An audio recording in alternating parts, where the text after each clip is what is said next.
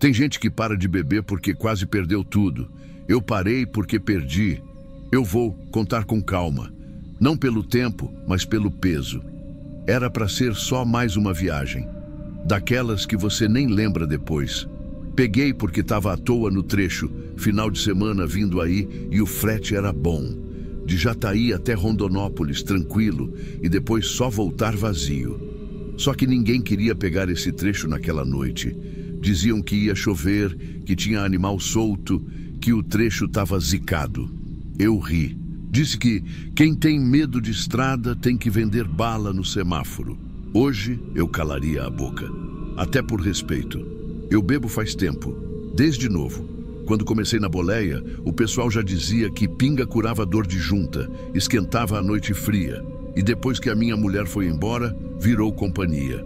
Não vou mentir, nunca bebi escondido. Só bebia antes, nunca durante. Naquela noite, fui até o posto 67, aquele entre os quilômetros 434 e 437 da BR-364. Sabe onde é? Aquele que tem um letreiro meio torto, perto de uma entrada de terra batida, uns pés de eucalipto no fundo. Lá mesmo. Pedi 2 copos, cachaça da Forte, de garrafa sem rótulo. Falei pro frentista, hoje vai ser só ida. Amanhã sou avô presente. Ele riu, achando que eu estava animado. Mas era medo. Medo de continuar esquecendo o Leozinho. Meu netinho, 6 anos. Cabelinho arrepiado. Usava um boné com desenho de trator. Toda vez que me via, gritava, vô chegou! Ele dizia que queria ser caminhoneiro igual eu, que queria dormir na boleia, comer pão com mortadela no posto e ver estrela na estrada. Eu prometi para ele que na semana seguinte eu levava ele para ver o nascer do sol na rodovia. Mas aí pintou esse frete e eu pensei, vou fazer essa viagem e já compro o presente dele, uma mochilinha com rodinha azul. Azul, igual o chaveiro pendurado na chave da Scania. Era um bonequinho com boné que ele me deu. Disse, agora você leva eu junto, vô. Saí do posto por volta de umas 22h20. A noite estava mansa, céu limpo, sem movimento. Abri o vidro, botei o rádio para tocar as modas antigas e fui.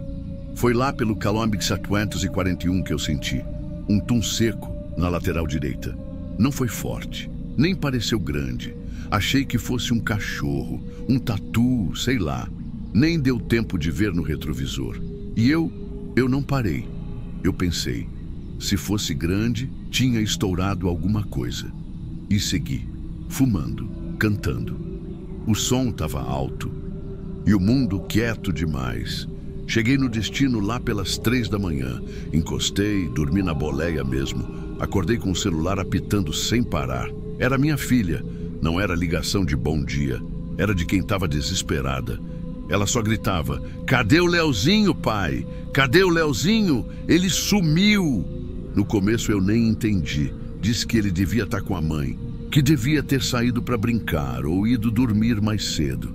Mas ela chorava, berrava, dizia que a casa estava aberta, que o cobertor estava jogado no chão e a mochila azul não estava mais lá. Foi como se a temperatura do mundo tivesse caído uns 20 graus.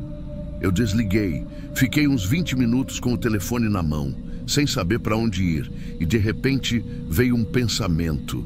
Aquele barulho, aquele tum seco, e o pânico bateu como pancada de marreta. Mas eu neguei. Neguei para mim mesmo. Falei, não pode ser, não tem como. Fui até o ponto onde eu senti o baque. Parei a carreta, andei pelo mato, gritei. Mas era só mato, barulho de bicho, cheiro de gasolina e grama. Não achei nada. E mesmo assim, eu já sabia. No fundo, eu já sabia. Nos 3 dias seguintes, eu não comi. Não dormi. Não encostei na pinga. Eu só ouvia a voz da minha filha gritando no telefone. Só lembrava do chaveiro azul pendurado na ignição. E do bonequinho dizendo, agora você leva eu junto, vô. No 4º dia, pela manhã, me chamaram na delegacia. E eu vou parar por aqui por enquanto. Porque agora vem a parte que eu mesmo evito repetir. Não porque eu esqueci, mas porque lembrar disso é como morrer de novo. E morrer de novo, só que acordado. é coisa que só quem merece sente. Quando eu entrei na sala da delegacia, não tinha sirene, não tinha algema, não tinha grito, tinha só silêncio e uma sacola plástica transparente em cima da mesa. O policial falou baixo, como quem também não queria ver aquilo de novo. Encontraram ele ontem, no barranco depois do Kiame 441, uns 20 metros da pista. Tava com a mochilinha azul. Eu não perguntei nada, porque só essa frase já me desmontou. Aí ele completou. O laudo deu morte por atropelamento, fratura múltipla no tórax, compressão torácica. As marcas são de pneu de caminhão. Foi quando ele abriu a sacola e me mostrou o que estava dentro.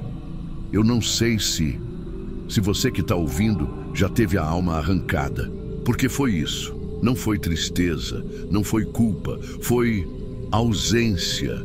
O chaveiro azul, o bonequinho com boné, estava dentro da mochila do Leozinho.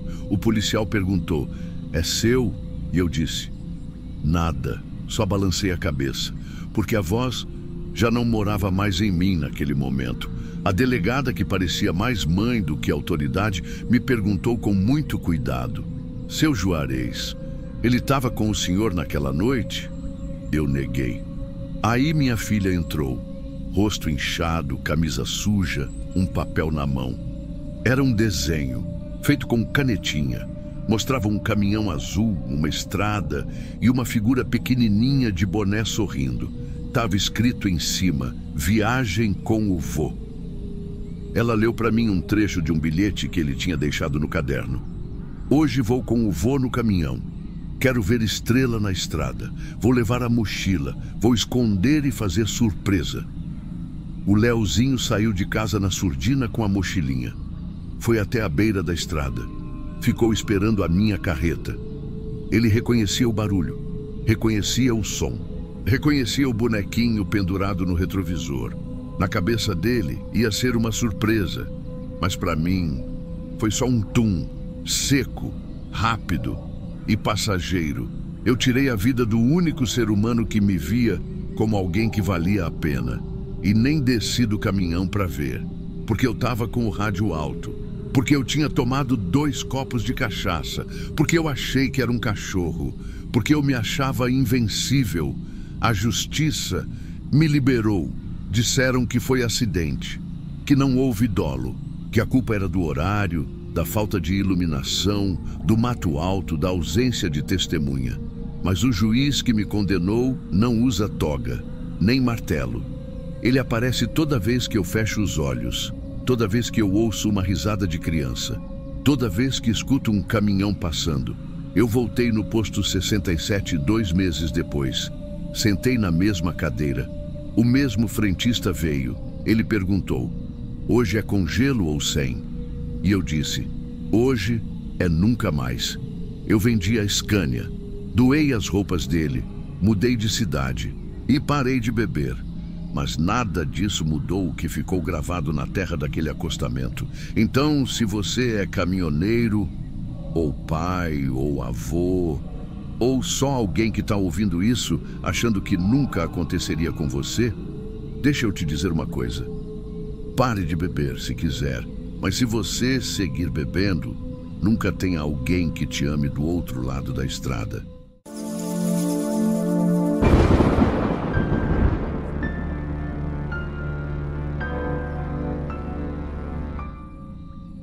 Não é só que ele me seguia, é que ele nunca piscava. Se você já rodou de madrugada na BR-153, deve saber que tem 1h da noite que o asfalto parece escutar mais do que a gente. Não é vento, não é pneu, é tipo um vazio, um silêncio tão pesado que dá vontade de falar alto, só para ter certeza de que você ainda está ali. Eu comecei a dirigir carreta tem uns 6 meses. Nunca foi o plano. Mas também, depois do que aconteceu, eu não conseguia mais ficar parado. A cabeça não deixava. Eu precisava de alguma coisa que me mantivesse acordado. E estrada foi o que sobrou. Nas primeiras viagens longas, eu não dormia em acostamento nem por decreto.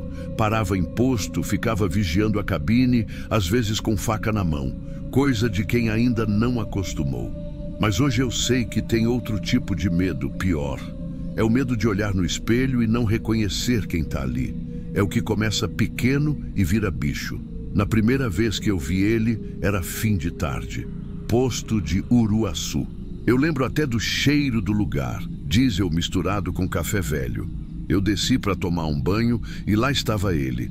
Um caminhão vermelho antigo, com a pintura opaca, e um homem encostado na lateral, de braços cruzados, fumando. Até aí normal.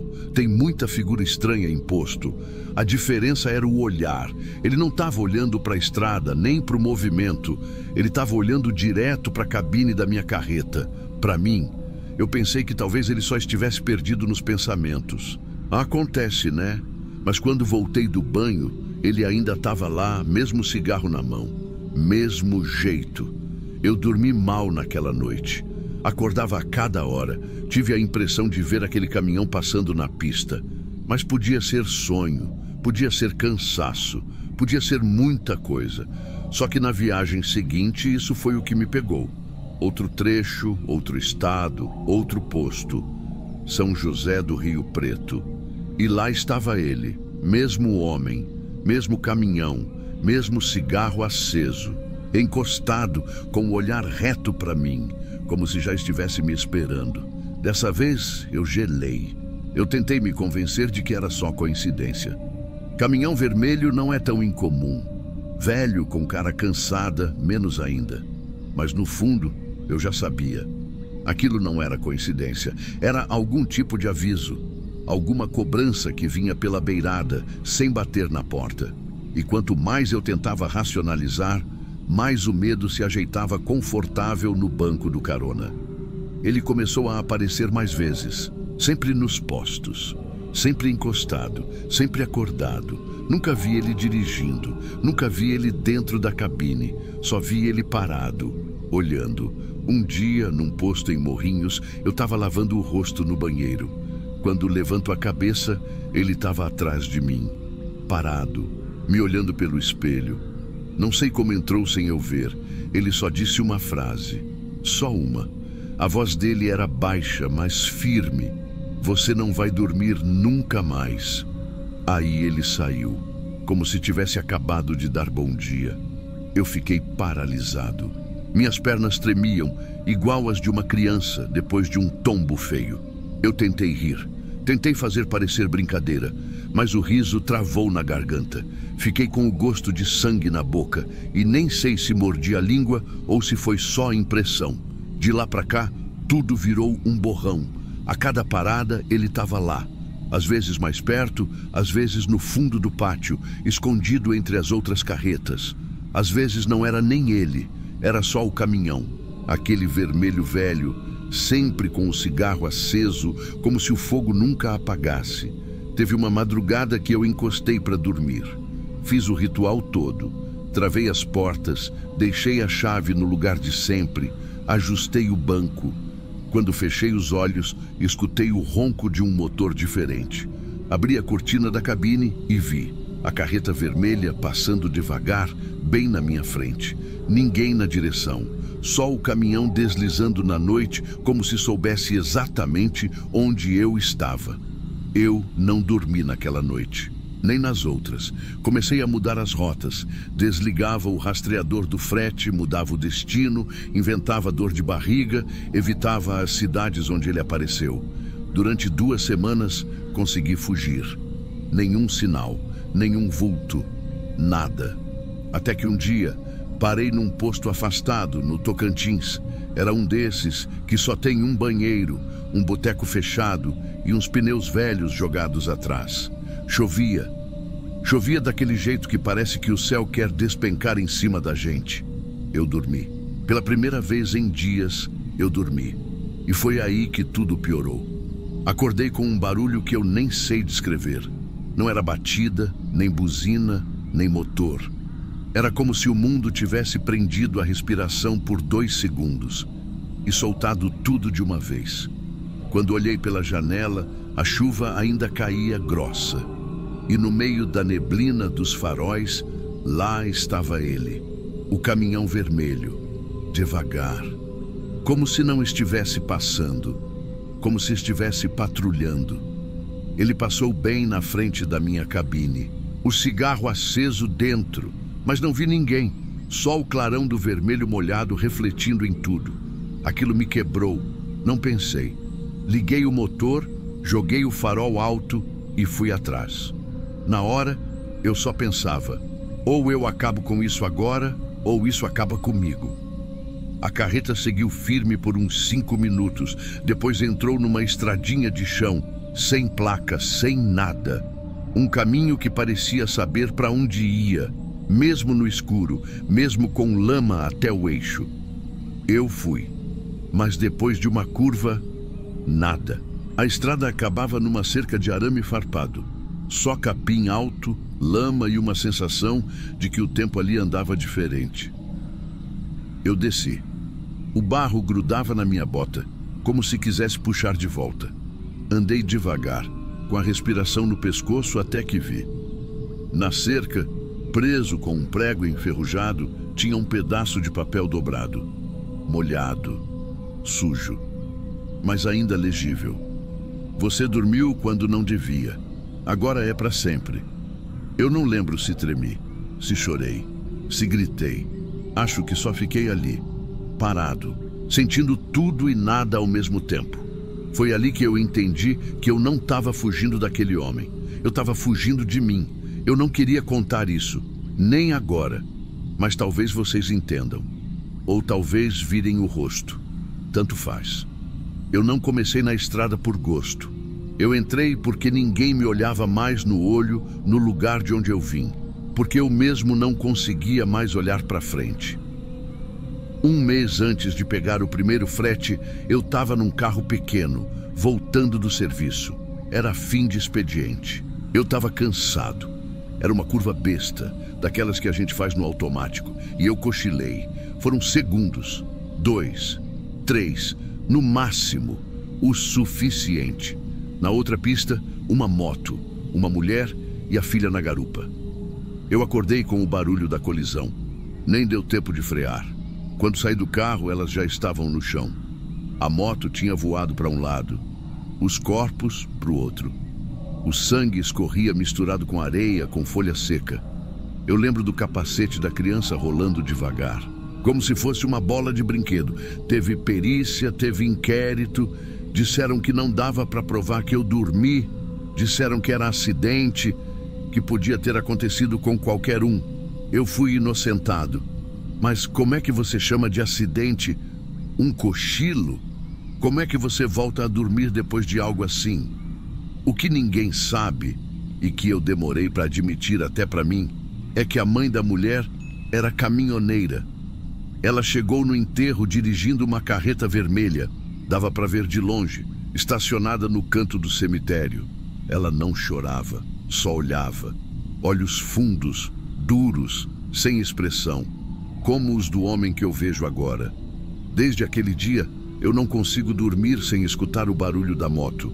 É sempre o mesmo som, um estouro seco, seguido de um arrastar no asfalto. Depois o silêncio e o capacete quicando. Eu tentei fingir que não era comigo. Tentei dizer que era coisa da minha cabeça. Mas aí, ele apareceu. O homem. Ou o que sobrou dele. Ou o que eu mesmo criei. Não sei. E talvez seja isso que mais assuste. Porque ele não fala, não grita, não ameaça. Ele espera. Espera no canto do posto, no fundo do retrovisor. No intervalo entre uma piscada e outra. E agora, eu nem isso faço mais. Eu não pisco. Eu não durmo. Eu só escuto. Talvez você ache que é tudo invenção, que eu tô só cansado, que é culpa, que é trauma. Pode ser. Mas então me responde, se tudo isso é só da minha cabeça, quem é que acende o cigarro dele todo fim de noite? E se um dia você estiver na BR e ver um caminhão vermelho parado no acostamento, com um homem encostado te olhando, não para, não desce. E por nada nesse mundo, não dorme.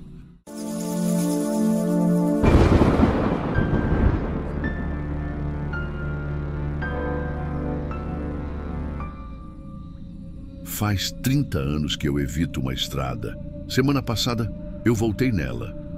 Fica entre Foz e Cascavel, trecho antigo. Quem conhece sabe, hoje ninguém mais passa por lá. Só mato, arrebentação, placa torta e silêncio. Mas ali já teve vida. Caminhão, frete, farol aceso, pneu quente. Ali já teve gente, comida quente, conversa de balcão. Ali eu vivi. Fui porque queria ver como estava. Mas também fui para buscar um negócio que deixei escondido lá. Um troço pequeno, mas que me acompanhou a vida inteira. Eu escondi porque não queria mais lembrar, mas nunca consegui esquecer. Era um lugar simples, sabe? Aquela parada. Um restaurante de beira de estrada com só 4 mesas. A dona chamava Marta. Mulher firme. Fazia um feijão com bacon que até hoje eu lembro o cheiro. Ela tinha uma filha, a Daniela. A menina ficava no canto, sempre com lápis na mão. Vivia desenhando caminhão, estrada, árvore torta. E dava os desenhos para mim. Só para mim. Sei lá por quê. Eu guardava no porta-luvas. Todo frete que eu fazia naquela rota, eu parava ali. Não para comer, nem para dormir. Era por causa dela. Ela me lembrava minha filha, que morreu pequena. Só que eu nunca falei isso para ninguém, nem para ela. Só sorria e pegava o desenho. Um dia, tudo acabou. E eu parei de passar ali, de um dia para o outro. Como se aquele pedaço da estrada tivesse sido apagado do mapa da minha vida. Mas não foi. Estava aqui dentro o tempo inteiro. Semana passada eu botei uma pá na caçamba e fui. Parei o carro um pouco antes do que era o restaurante. Nem placa tinha mais. O telhado caiu, as janelas todas quebradas. Cheguei ali andando devagar, como se estivesse invadindo um túmulo. Entrei por trás. Tudo no chão, ferrugem, mofo, parede desbotada. Mas o lugar ainda tinha o cheiro. Um cheiro doce misturado com óleo queimado. Lá fora, o mato tinha tomado tudo. Até o pátio onde os caminhões paravam. E eu vi. O lugar exato onde ela corria de chinelinho arrastando. Aquele barulho de chinelo raspando o chão. Eu ouvi, juro.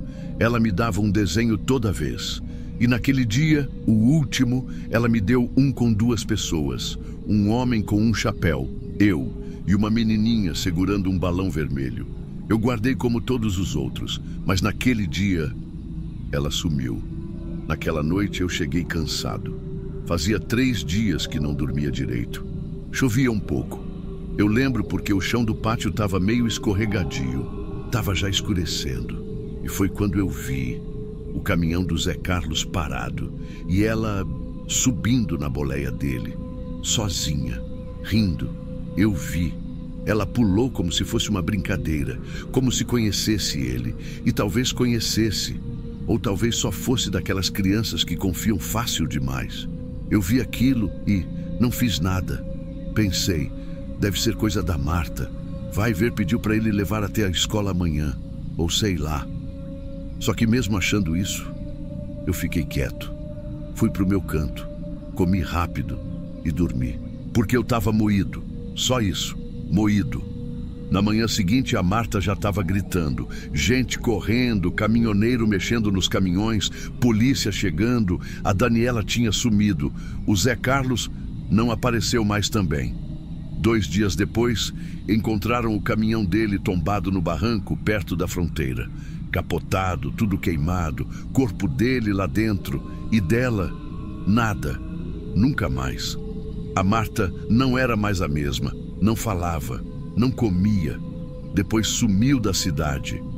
E eu calei. Eu podia ter falado. Podia ter dito, eu vi ela entrando. Podia, mas eu não falei. Porque eu estava cansado. Porque eu não queria me envolver. Porque eu pensei que não era nada. E desde então, eu carrego isso aqui. Aqui dentro. Esse silêncio. Esse buraco. Eu não fiz nada com ela. Mas também não impedi. E às vezes isso é pior. Naquele dia, enquanto todo mundo corria, eu entrei no meu caminhão e peguei a caixinha. Era uma caixinha metálica, pequena, onde eu guardava os desenhos dela. Enterrei ali mesmo, atrás do restaurante. No barro, fechei com a mão mesmo. e fui embora, para nunca mais voltar. Até semana passada, demorei um pouco para achar o lugar exato. O mato engoliu tudo, mas meu corpo lembrava, minhas mãos lembravam. Eu fui direto, atrás da cozinha antiga, onde tinha uma mangueira que secou faz tempo. Ali, foi ali que eu enterrei. Cavei com a pá até raspar em metal. A caixinha estava do mesmo jeito, um pouco oxidada, mas fechada.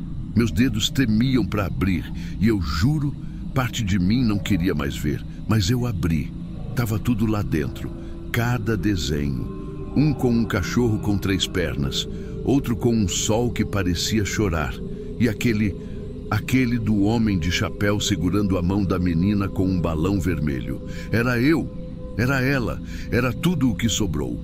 Na hora, meu estômago virou. Foi como se eu tivesse puxado o que restava dela para fora da terra, e agora tivesse que encarar de novo. Sentei no chão, em silêncio.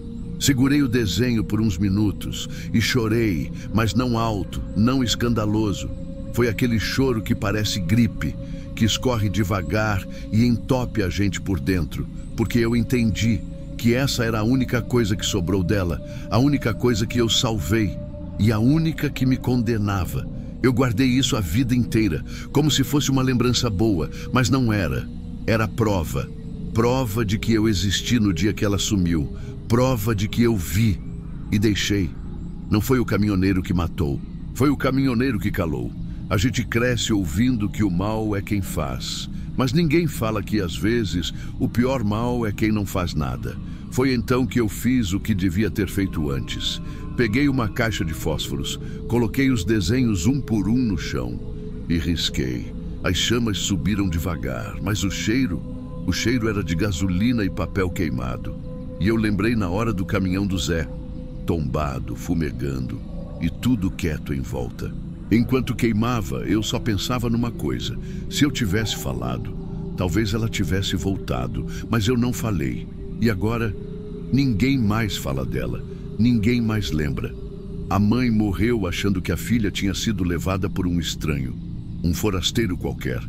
Ela nunca soube que o último a ver a menina foi alguém conhecido. Fui eu que vi, fui eu que larguei. Aquele balão vermelho no desenho, aquilo me persegue, porque balão é coisa que sobe, que vai embora. E ela foi, não voltou. Depois que as cinzas esfriaram, eu levantei. Andei até o que sobrou da parede lateral do restaurante e vi ali, rabiscado com giz de cera azul, quase apagado, um nome: Dani. As letras tortas, infantis, um I com bolinha em cima. Ela fez aquilo e eu deixei lá, por décadas, esquecido no tempo, esquecido por todo mundo, menos por mim. Fiquei olhando para aquilo por muito tempo. Não tive coragem de encostar, nem de apagar, nem de fotografar. Deixei, porque aquilo é o que restou dela nesse mundo. Um nome apagando devagar, no fundo de um lugar que ninguém passa mais. Sabe o que é pior?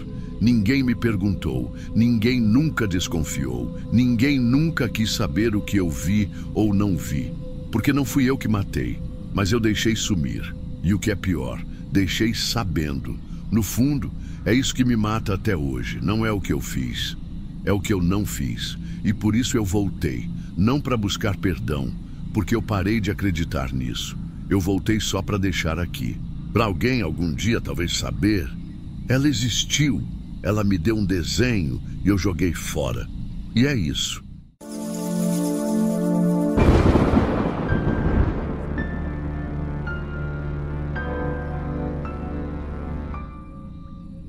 Tem carga que pesa por causa do peso mesmo. E tem carga que pesa porque você não consegue mais esquecer o que tinha lá dentro. Eu vou contar só uma vez. Só porque, se eu guardar isso mais tempo, eu acho que eu morro. E olha, eu não sou o homem de chorar, mas tem coisa que não sai nem com choro, nem com diesel. Eu sou Ernesto, caminhoneiro desde os 20. Sempre andei com tudo certinho, carga com nota, baú fechado, rota marcada. Nunca mexi com frete esquisito. Nunca. Nem por grana, nem por amizade. Só que aí, Foi meu irmão. O Gilmar era mais velho, começou antes de mim. Foi ele que me botou na estrada, que me ensinou a pegar volante, que me ajudou a comprar meu primeiro caminhão. Eu confiava nele mais do que em mim mesmo. Se ele falasse que era para atravessar o país com os olhos fechados, eu ia. A gente sempre trabalhou junto. Ele abriu uma transportadora pequena lá em Primavera do Leste. Eu era o braço, ele era a cabeça. E nunca me passou pela cabeça que ele podia... Eu vou chegar lá. Foi no começo de setembro. Ele me ligou tarde da noite, umas 9h30. Falou, preciso que tu faça um frete para mim, mas é coisa fora da firma, particular. Perguntei se era mudança. Ele riu. Não, é uma entrega de confiança. É com parceiro de Goiânia. Gente de confiança. Vai te render um bom dinheiro. Ele explicou que a carga já estava pronta, num container refrigerado, no pátio de um cliente antigo. Não tinha nota, não tinha papel, mas o caminhão já estava abastecido, o baú lacrado e só precisava seguir as coordenadas. Disse, é rota seca, tu não precisa parar em lugar nenhum, só dirigir. Eu fiquei meio desconfiado, mas era o Gilmar e ele jurou que era trabalho limpo, só não declarado. Que eu estava ajudando ele, que era coisa de confiança e que não era para abrir o baú em hipótese nenhuma.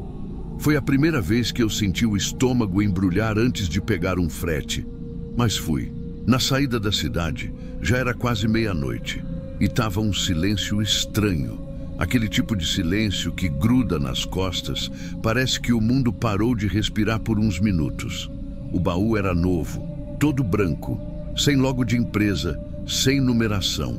Só o lacre, grosso, metálico, com número serial. Coisa de transporte pesado, tipo frigorífico de carne internacional. Na metade da BR-070, eu comecei a ouvir uma coisa. Era leve, mas era. Toque, toque, parecia metal batendo. Baixinho, mas constante. Achei que era coisa do caminhão ou alguma parte solta. Parei no acostamento, desci com a lanterna, rodeei o caminhão. Quando cheguei na parte de trás, o som parou, mas o lacre estava lá, intacto e quente. Abaixei a cabeça, encostei o ouvido no baú e eu juro por tudo que é mais sagrado, eu ouvi uma respiração, como se tivesse alguém ali dentro. Baixa, fraca. Eu travei. Peguei o celular, liguei para o Gilmar. Ele atendeu de primeira. Já tá perto de Cuiabá, né? Tô. Mas escuta, tem barulho aqui. Parece que tem alguma coisa viva dentro do baú. Ele ficou em silêncio. Um silêncio que pareceu de horas. Aí disse, segue viagem, não para de novo. Chega no destino e entrega. Confia em mim. Eu devia ter recusado. Eu devia ter voltado. Mas a voz dele, eu conhecia aquela voz. Ele estava calmo, quase frio, mas ainda assim era o Gilmar. E eu segui. 300 quilômetros depois, na altura de Jataí, o som voltou. Dessa vez, mais fraco, como se alguma coisa estivesse arrastando lá dentro. E, meu Deus, o cheiro, mesmo com o baú fechado, eu senti um cheiro doce, pesado, que não combinava com nada, nem animal, nem comida. Era outra coisa, um cheiro que grudou no meu nariz por dias. Cheguei no ponto final já no fim da tarde. O GPS apontava uma entrada de terra batida, sem nome, que levava para dentro de uma fazenda velha. Um galpão enorme com um portão de ferro alto e enferrujado. Tinha 2 homens na entrada, armados, de colete. Quando parei, eles não me deixaram nem descer. Encosta ali, fica dentro da cabine. Um terceiro homem veio, olhou o número do lacre, anotou alguma coisa e falou, tá certo, abre o baú. Eu entreguei a chave, mas fiquei dentro do caminhão. Eu não queria descer, eu não queria saber. A porta abriu, eu ouvi um estalo, um suspiro, e aí a porta fechou de novo. Um dos homens veio até a minha janela, com um envelope. Tá aqui seu pagamento, pode ir. Eu, com a mão tremendo, ainda tentei perguntar o que tinha na carga. Ele me olhou por 2 segundos e falou, se fosse tomate, já tinha apodrecido. Eu peguei o envelope, liguei o motor e fui embora com o estômago virado. Mas eu já sabia que eu não ia conseguir seguir em frente sem saber o que era. Eu tentei esquecer, juro. Joguei o envelope num canto da boleia, nem contei o dinheiro, deixei lá. Rodei por mais uma semana, como se aquilo fosse só mais um frete, só mais uma entrega. Mas não era. Toda vez que eu deitava para dormir, eu escutava o barulho, o toque fraco, o suspiro e o cheiro, aquele cheiro. O caminhão eu lavei 2 vezes, diesel puro, mangueira de pressão. Mas não adiantou. O cheiro ainda estava lá, ou pelo menos na minha cabeça estava. Foi uns 20 dias depois. Eu tinha feito umas entregas no Maranhão e estava descendo para o Piauí quando parei em Oeiras para tomar um café e ajudar um grupo que fazia doação de alimento para umas famílias de abrigo. Não era coisa que eu fazia sempre, não. Mas aquele dia eu quis parar. Eu precisava ver gente viva. Foi ali que eu vi ela. Estava encostada num canto da praça, quieta, adolescente, pequena. Estava com um vestido largo, manchado de barro e de tristeza. Me olhou fixo, como se me reconhecesse. Eu sorri, meio sem jeito, e fui pegar uma caixa de mantimentos.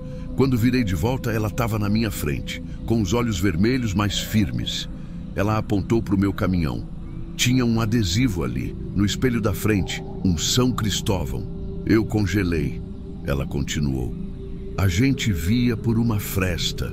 A gente contava o tempo pelos postes e pelo adesivo. Eu deixei a caixa cair. O chão sumiu. As palavras sumiram. Só ficou aquele silêncio grosso de quando a verdade não cabe mais dentro da gente. Ela era uma das meninas. Ela tinha estado dentro do baú. Ela sabia o número de container. Sabia que o forro de alumínio estava meio solto em cima. Sabia da trava que só abria por dentro com uma alavanca escondida. Ela descreveu o adesivo, as marcas de mão no chão, os gritos abafados. Ela disse que uma das meninas começou a tossir sangue depois de 2 dias e que no terceiro parou de responder, que o corpo ficou ali do lado delas até a entrega. Ela não chorava, ela só falava. Eu era o homem que dirigia. Aquele baú gelado era meu, aquele volante era meu, aquele adesivo eu tinha colado ali no dia que comprei o caminhão. Eu achava que ele protegia. Protegeu quem? Fiquei ali parado, com a alma rasgada. Ela não me acusava, mas eu me sentia afundando. Perguntei onde ela estava agora. Disse que estava num abrigo provisório com outras 2 meninas. A quarta era a que não chegou viva. Antes de ir, ela falou só mais uma coisa. Eu escutei você freando na estrada. A gente achou que você ia abrir. A gente gritou. Essa frase me quebrou. Voltei para o caminhão, tremendo. Não consegui dirigir. Tentei ligar para o Gilmar. Ele atendeu. Voz normal, como se nada tivesse acontecido. Fala, irmão. Tudo certo? Fiquei em silêncio por uns segundos e aí eu desabei. Eu encontrei uma das meninas. Ele ficou mudo. Ela estava lá dentro, Gilmar. Ela me reconheceu. Ela me viu. Ela descreveu tudo. Mais silêncio. Uma delas morreu, Gilmar. Ela morreu sufocada. E eu estava no volante. Eu estava no maldito volante. A resposta dele veio do jeito mais seco e cruel que alguém pode dar. Você confiava demais. Agora aprende. Ele desligou. Simples assim. Depois disso ele sumiu. Desligou o celular, fechou a transportadora, não apareceu mais nem nos grupos de família. Ninguém soube para onde foi. Eu fui na polícia, fiz boletim, entreguei o envelope com o dinheiro, contei tudo, mas o galpão estava vazio quando chegaram. Sem placa, sem rastro. Tudo já tinha sido apagado. Sabe o que restou? Um caminhoneiro que achava que conhecia o próprio irmão. Um homem que levou 3 meninas num container lacrado e não teve coragem de parar. Hoje eu ainda rodo, mas nunca mais fechei o baú. Nunca mais aceitei frete sem olhar o que tem dentro. E aquele adesivo eu arranquei, mas ficou a marca. A menina sobreviveu. Eu também, mas tem um pedaço de mim que ficou naquele container. E o pior é saber que o frete que eu mais confiava foi o único que me destruiu por dentro. Se você ouviu até aqui, então você também está carregando um pouco do que eu levei. O problema é que agora já é tarde para devolver.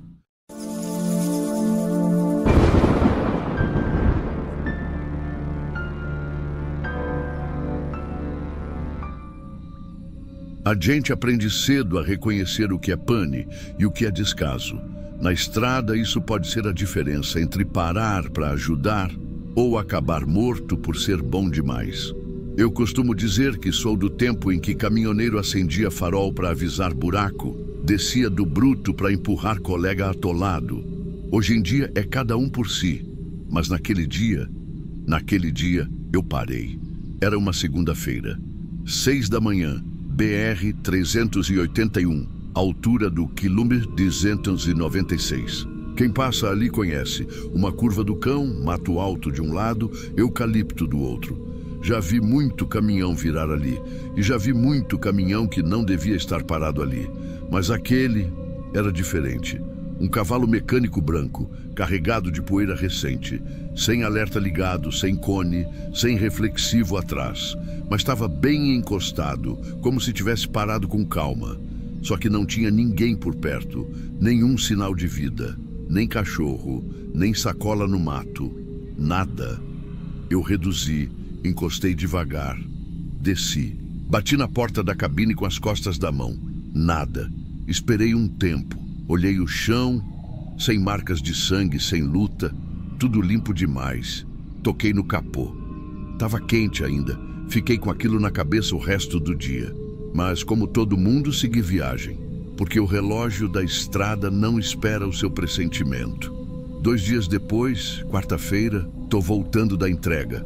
Passo ali de novo. O caminhão tá lá. Mesmo lugar, mesma posição. Só que agora, com cheiro. Um cheiro que não vem de pneu queimado, nem de bicho, nem de óleo. É aquele tipo de cheiro que se infiltra nas narinas e parece que gruda na garganta. Eu freiei seco, quase fui para a pista contrária. Encostei. Não era possível que ninguém tivesse feito nada. Peguei o celular, tentei ligar para a PRF, sem sinal. A região ali é falha. Fiquei ali parado por uns 5 minutos. Não sei explicar o que estava me prendendo. Talvez fosse o cheiro, ou o silêncio, ou talvez fosse culpa. Na sexta-feira de manhã, não aguentei. Fiz a rota de volta mesmo sem precisar. Estava consumindo minha cabeça. Quando cheguei, o caminhão ainda estava lá. Mas dessa vez, o vidro da cabine estava trincado. E tinha uma lona preta por cima do banco do carona. Sabe aquela sensação de que alguma coisa está errada demais, mas que, se você não fizer nada, vai carregar isso para sempre? Foi isso. Peguei uma chave de boca que carrego na cabine. Fui até a porta. Meti força. Arrombei. O barulho foi seco. O cheiro subiu na hora. Quente. Amargo. Humano. Subi na cabine com cuidado. Passo por cima de umas roupas suadas jogadas no chão. Um colchão encardido. Um tênis só. Uma sacola com um miojo fechado. E formiga. Muita formiga. Fiquei olhando para aquela lona por alguns segundos. Ela se movia levemente. Não de vento, mas de alguma coisa ali embaixo, ainda tentando existir. Eu juro por tudo. Por um segundo, eu achei que fosse um animal. Aproximei a mão devagar.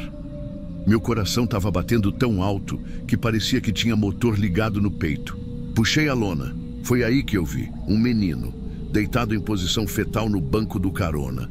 Camisa puída, braço magro, osso saltando, pulso com fita isolante enrolada e um saco plástico, meio murcho, meio rasgado, encostado no rosto dele. Os olhos abertos, secos, e a boca parecia que tinha tentado puxar o ar para dentro do saco. Não sei dizer quanto tempo fiquei ali parado olhando. Senti minha vista embaçar, não de choro, era enjoo. Era como se meu corpo inteiro dissesse: isso não devia estar aqui. Saí cambaleando da cabine, vomitei na beira da pista, chamei a PRF. Dessa vez atendeu. Eles chegaram em menos de meia hora. 2 carros. Não falei muito, só apontei para o caminhão.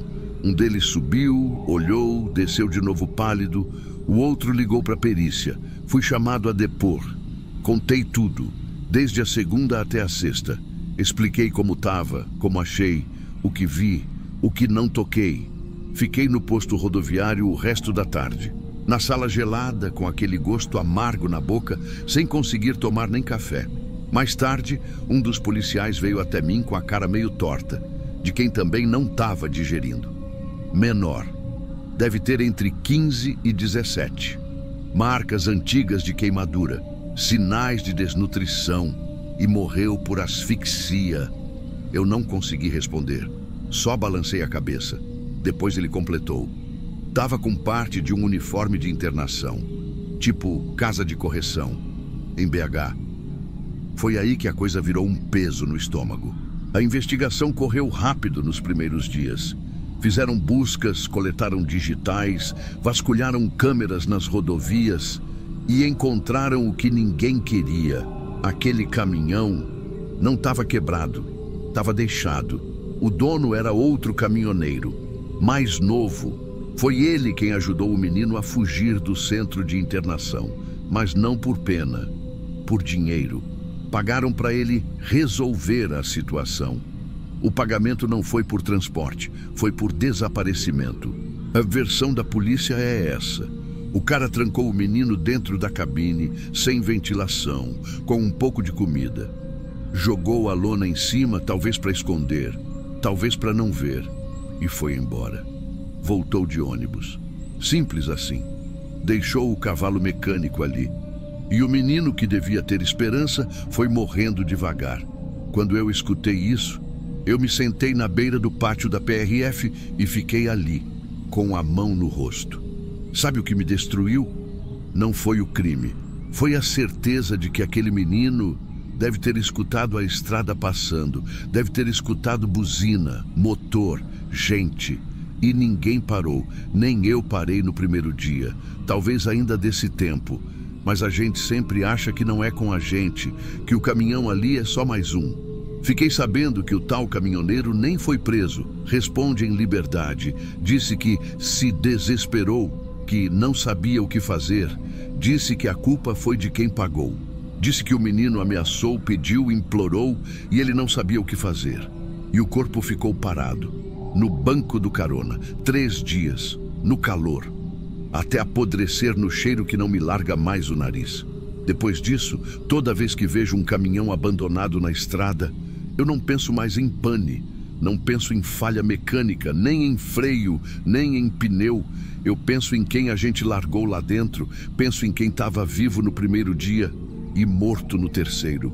Penso que talvez o menino tenha batido na porta por dentro, tenha gritado baixo para ninguém ouvir, tenha acreditado que alguém ia parar, mas ninguém parou.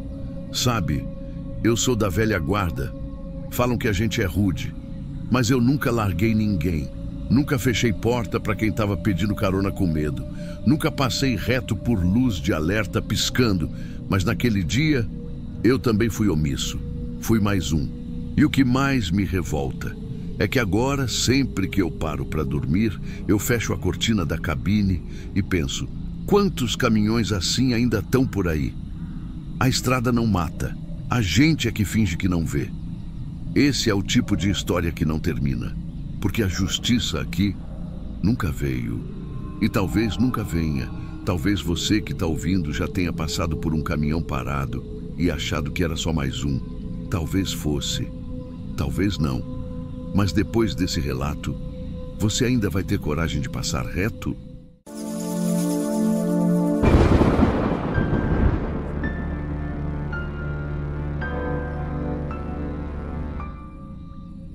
Eu achei que estava levando uma carga pesada, mas era eu que estavam levando, e eu fui sorrindo. Estrada é bicho traiçoeiro. Quem olha de fora vê só o asfalto reto, os caminhões passando, os faróis varrendo o escuro. Mas a verdade mesmo é que estrada é espelho. Você anda nela e ela vai mostrando o que você é. Se for fraco, ela quebra. Se for ruim, ela devolve. E eu sou ruim. Nunca disse que não. Sou o Valtinho, caminhoneiro, ex-presidiário. Mas não precisa de rótulo, não. Só escuta isso aqui até o fim. E aí tu me diz o que acha. Era começo de agosto, quando me mandaram aquele recado. Rádio pirata. Frequência que a gente só usa quando quer sumir do mapa. Um conhecido meu da época da cadeia me chamou. A voz dele seca, direta. Frete especial, carga sensível, 12 mil em dinheiro, sem nota. Você escolta um caminhão até o destino. A gente confia em você. Não perguntei mais nada. Eu não sou homem de perguntar. Quem muito pergunta, escuta o que não quer. E eu já tinha escutado demais na vida. Topei. Dia seguinte saí de Feira de Santana com o tanque cheio e um embrulho no peito que eu não quis desatar. O combinado era simples. Eu ia na frente, outro caminhão ia atrás. Um caminhão prancha, enorme, vermelho desbotado, carregando umas máquinas cobertas por lona grossa. Mas até ali, tudo parecia normal. A estrada estava limpa, BR-116 cortando o sertão como navalha. Mas uma coisa começou a me incomodar. O outro motorista não se comunicava. Não dava sinal, nenhuma palavra no rádio, e ele sempre mantinha uma distância desconfortável. Nem perto demais para a gente se ver pelo retrovisor, nem longe demais para perder o rastro. Sabe aquela sensação de que tem alguém te seguindo, mas sem querer ser notado? Pois é. Na primeira parada, num posto sujo perto de Euclides da Cunha, eu desci. Tava quente, o motor parecia que ia cuspir fogo. Peguei um café e fiquei esperando o outro motorista. Ele desceu. Grandão, calado. Usava um boné que cobria metade do rosto. Na hora que ele se virou para entrar no banheiro, vi a arma na cintura. Uma pistola preta. Não estava escondendo, não. Estava mostrando. Quando ele saiu, criei coragem e fui até ele. Fala, parceiro, que carga é essa aí? Tá bem calado. Ele parou, me olhou por 2 segundos e falou só isso. Se eu fosse você, continuava na frente. Nada mais. Voltou pro caminhão dele e eu voltei pro meu. Aquela frase ficou latejando no meu ouvido, igual zumbido de poste queimado. Mas segui, porque é isso que a gente faz. Segue. Quilômetro vai, quilômetro vem. A estrada vai ficando mais seca, mais vazia. O sol começa a bater de lado e as sombras no asfalto parecem querer puxar a gente para fora da pista. E aí veio a virada. O GPS desligou. De uma hora para outra. Tentei religar. Nada. Sem sinal. Sem rádio. Nem o rádio pirata estava mais pegando. Mas aí eu vi. O tal caminhão vermelho deu sinal com os faróis. 3 piscadas. Era o aviso. Segui por uma estradinha de barro batido, entrada de fazenda. Mata rasteira dos 2 lados. Uns metros à frente. Um portão de ferro se abriu. Sozinho. Automático. Eu entrei. O caminhão vermelho não entrou. Fez meia volta e sumiu por onde veio. Na hora, eu travei o pé no freio. Mas o portão fechou atrás de mim. E quando eu percebi, já tinham 3 homens armados vindo pela lateral, todos encapuzados. Me tiraram da boleia como se eu fosse um saco de batata. Não teve conversa, não teve pergunta, teve só soco. Soco no estômago, no queixo, no peito. Me jogaram no chão de concreto, amarraram meus braços com braçadeira de nylon, morderam tão forte que cortou meu pulso. Um deles falou baixo no meu ouvido. Você lembra do que fez em 2004? Eu estava zonzo, com sangue na boca. Tentei responder. Não consegui. Ele tirou a máscara. Era um homem velho, cabelo ralo, rosto torto. Mas o olhar dele era o tipo de olhar que só quem enterrou um filho tem. Meu menino tinha 19 anos. Você quebrou a cara dele num boteco em Jequié. Ele nunca mais andou, nunca mais falou. Ficou 12 anos numa cama até morrer, com os olhos abertos. E eu olhei para aqueles olhos todos os dias. A cada palavra dele vinha mais um chute, mais um soco. Eles me penduraram de cabeça para baixo num gancho de ferro, como se eu fosse carne. Eu desmaiei e acordei com gosto de ferrugem na boca. A noite já tinha caído. A fazenda era grande, velha, parecia abandonada, mas por dentro era uma prisão. Um deles estava sentado, comendo miojo direto da panela, me olhando como quem assiste novela. Meu braço esquerdo não respondia mais. O direito ainda sentia. Foi com ele que eu arrastei o corpo, porque quando o grandão se afastou para mijar, eu consegui pegar um pedaço de vergalhão que estava solto na estrutura da carroceria. Rasguei a braçadeira no dente. Dei uma marretada na nuca dele tão seca que ele caiu igual boi abatido. Outro veio correndo e eu enfiei o vergalhão no meio do ombro dele. Não foi bonito, não foi rápido, mas funcionou. Com sangue na testa, me arrastei até o casarão da fazenda. As portas estavam destrancadas e lá dentro estava o contratante, o figurão, e um moleque no canto da sala chorando. A sala era grande, com piso de cimento batido e cheiro de tinta velha. O contratante estava de joelhos, com as mãos para o alto. Nem tentou fugir, nem gritou. O menino devia ter uns 13 anos, magrinho, com o mesmo queixo do pai. Valtinho, pelo amor de Deus. Escuta, isso aqui era só para te dar um susto. Eu não queria que passasse disso. Ele tremia, mas não parecia por mim, não. Era medo de perder o que ainda tinha, e eu já tinha perdido tudo. O braço esquerdo pendia feito pano molhado. O direito segurava uma arma, uma das que eu peguei dos capangas. Eu respirava igual cachorro atropelado. Cada puxada de ar raspava. E mesmo assim, eu ainda enxergava claro. Leva meu caminhão, leva meu dinheiro, mas não encosta no meu filho. A frase dele veio como uma corda, como se tentasse puxar a parte que sobrou de mim. Mas ali já não tinha mais nada para puxar. Eu não gritei, não chorei, não levantei a arma para o menino. Só olhei para ele e falei: eu não vou encostar nele, mas ele vai viver o mesmo que você me deu. Pedi para o garoto levantar. Ele levantou, tremendo. Mandei ele andar até a parte de trás da fazenda. Abri o baú do caminhão dele. Dentro estava o corpo do pai. Desabei ele ali, frio, pesado. Apontei com a arma. Sobe. O menino hesitou, mas subiu. Sem palavra, sem grito. Fechei a porta do baú. Travei por fora e deixei o tempo fazer o resto. Entrei na sede da fazenda. Puxei 2 garrafas de diesel. Derramei pelo chão, pela varanda, pelas cortinas.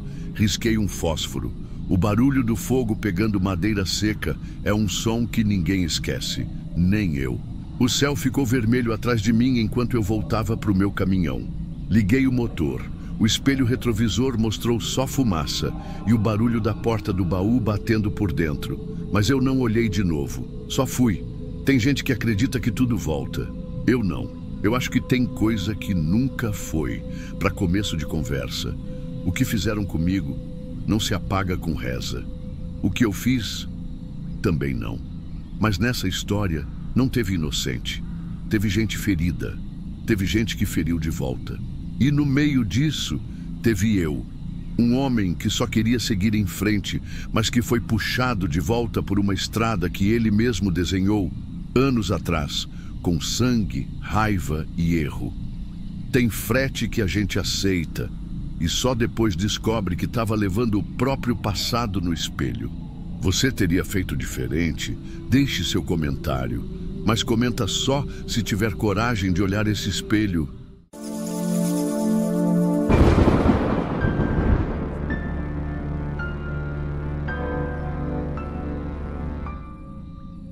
Se eu visse ela de novo, acho que não saberia se dava carona ou corria. E olha, não é fácil eu dizer isso. Eu sou Osvaldo, caminhoneiro, 52 nas costas, 3 filhos, uma neta que me chama de vovô do caminhão. Moro em Sorocaba com a minha mulher há mais de 20 anos. Vida simples, boa. Só que tem estrada que fica na gente, né? Essa história que eu vou contar aconteceu numa dessas. E eu nem sei se estou contando para aliviar ou se é para avisar alguém. Talvez seja só para tentar entender Era final de março, acho. Tava chovendo muito naquela manhã. Eu tinha carregado em Itaguaí e estava subindo sentido Brasília, mas meu trecho mesmo era até Cristalina. Parei num posto de beira de estrada, perto de Cristiano Ottoni, em Minas, para tomar um café e dar aquela respirada. O tempo estava carregado. Água caía sem pena. E eu estava cansado. Foi quando eu vi ela. Uma menina sentada no meio-fio, com uma mochila rosa entre as pernas e o cabelo grudado na testa de tão molhado. Dava para ver que tinha chorado. Não sei explicar, mas tem choro que fica no rosto, sabe? No olho. Não é só a lágrima, é um tipo de cansaço. Ela não falou nada, só ficou me olhando. Aquelas coisas que a gente sente no estômago antes de sentir na cabeça. Foi assim. Quando eu fui pagar meu café, ela veio andando, meio desconfiada, e perguntou se eu ia passar por Uberaba. A voz dela era baixa, calma, e tremia. Disse que estava fugindo de casa, que o pai batia nela, que a mãe fingia que não via, e que a tia morava em Uberaba e ia acolher.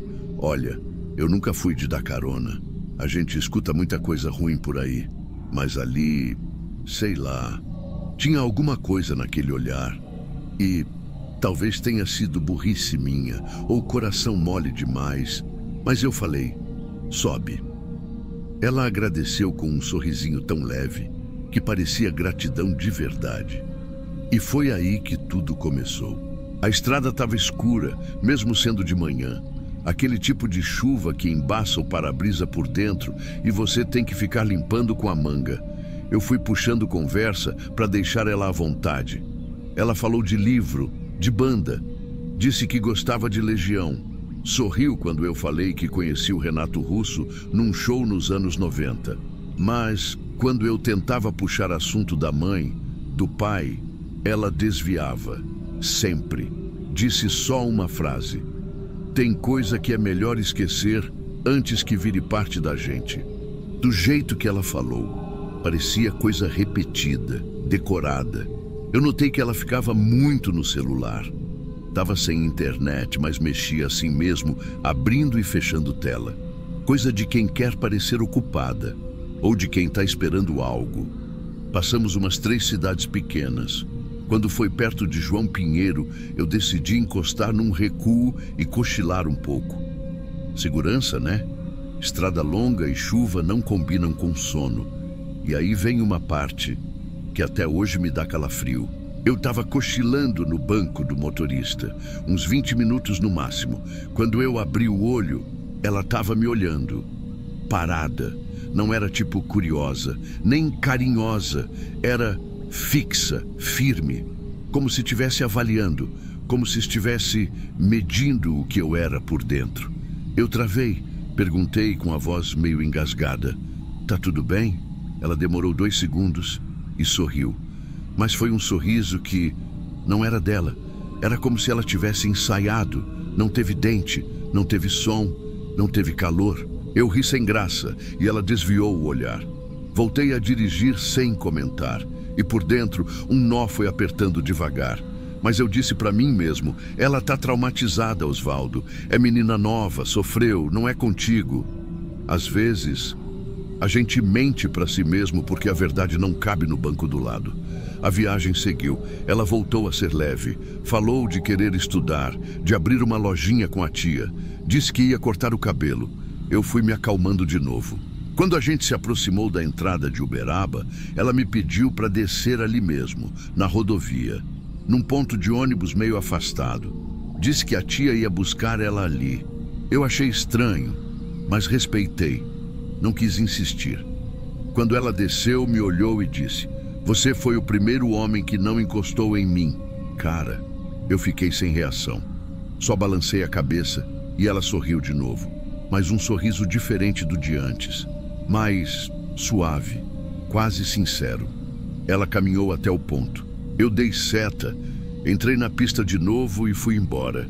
Eu estava me sentindo bem. Achando que de alguma forma tinha feito a coisa certa, que talvez tivesse ajudado alguém a recomeçar. 2 dias depois, isso virou um pesadelo. 2 dias depois, eu estava num restaurante de estrada em Araguari, almoçando num self-service ali perto do pátio, quando ouvi a voz do jornal vindo da televisão que ficava pendurada no canto da parede.